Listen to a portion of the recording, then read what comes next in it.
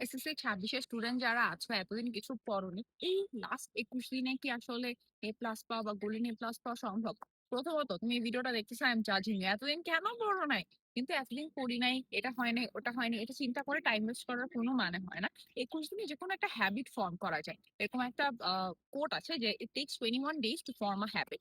তুমি এখন কি করতে পারো? তুমি যে চ্যাপ্টার গুলো আছে প্রতিটা সাবজেক্টে একটা লিস্ট বানাও যে তোমার কোন, কোন জিনিস বাকি রয়ে গিয়েছে বা কোন টপিক গুলোতে তোমার গাফলতি রয়েছে বা ঠিক মতো বুঝতে পারো না। এরপর তোমার কি করতে হবে? দেখো, আমার সামনে দিয়ে এখান দিয়ে কয়েকটা কুকুর হেঁটে যাচ্ছে। আমার খুব ভয় লাগতেছে। আমি জানি না বুঝতে পারতেছো কিনা।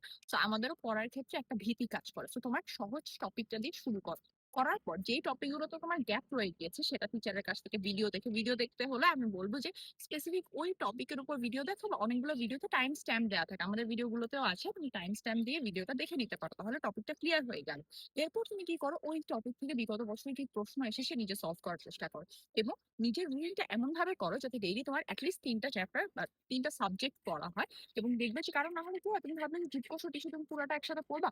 অনেক সময় দেখা যায় যে পুরাটা পড়তে নিলে চ্যাপ্টারের শুরুতে যতটুকু অ্যাটেনশন থাকে শেষে গিয়ে অতটা অ্যাটেনশন নাও থাকতে পারে। তো তোমার যতক্ষণ অ্যাটেনশন থাকে ততক্ষণ তুমি বায়োলজি পড়লা, এরপর অন্য সাবজেক্ট বা অন্য চ্যাপ্টারে সুইচ করবা। মাঝে তুমি কিছু প্রশ্ন সলভ করতে পারো এবং যে প্রশ্নগুলো ভুল করছো, অনেকের হচ্ছে দেখা যায় যে কোচিং এ পরীক্ষা দেয় বা নিজেরা পরীক্ষা দেয়, তখন মার্কস কম আসলে মন খারাপ হয়ে যায়।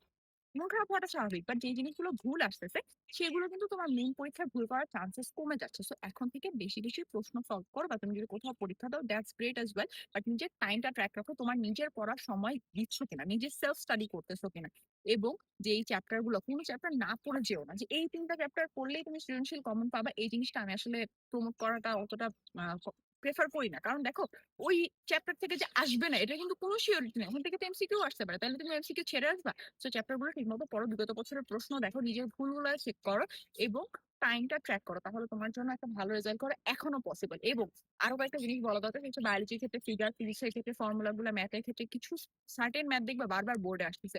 কেমিস্ট্রির ক্ষেত্রে কনভার্সন বলো বা কিছু টপিক থেকেই বারবার প্রশ্ন আসে। তুমি ওই টপিক গুলো একবার তুমি টেস্ট পেপার দেখলে you will be able to crack those, and ইনশাআল্লাহ অনেক ভালো একটা রেজাল্ট করতে পারবে। Best of luck. পড়াশোনা শুরু করো।